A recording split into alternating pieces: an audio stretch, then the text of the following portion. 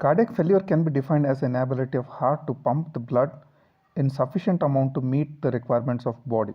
Some of the causes for cardiac failure are decreased coronary blood flow leading to decreased contractility, which can occur in myocardial infarction, valvular dysfunction, pericardial effusion, cardiomyopathies, and obstruction to the outflow as it occurs in case of hypertension or coarctation of aorta, and some nutritional deficiencies like uh, thiamine deficiency and beriberi.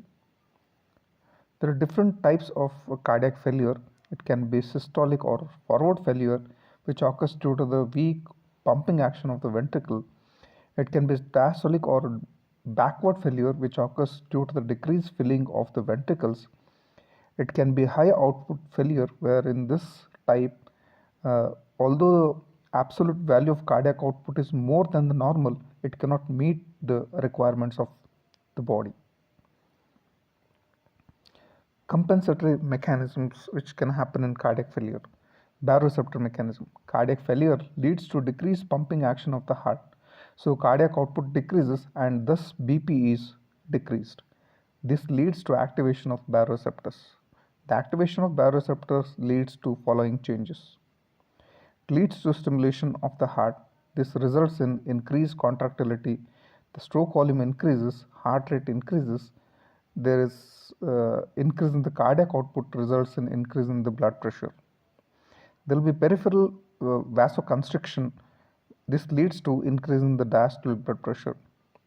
Peripheral venoconstriction leads to increase in the venous return, which increases the diastolic volume.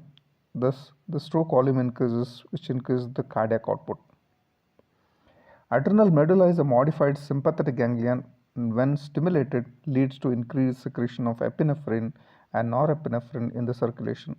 Epinephrine mainly acts on the heart and blood vessels. Decreased cardiac output leads to renal hypoxia.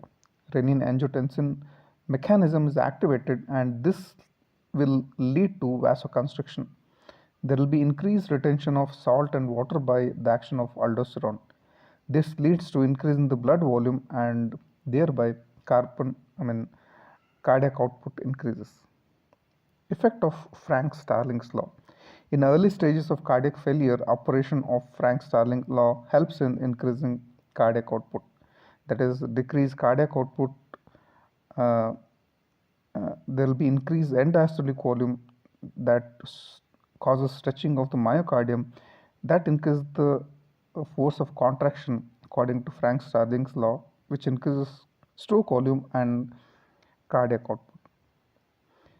The effect of Laplace law. According to Laplace law, where pressure is directly proportional to the 2 times of tension divided by the radius, where the P is transmural pressure, that is pressure across the myocardium, T is tension of the wall and radius.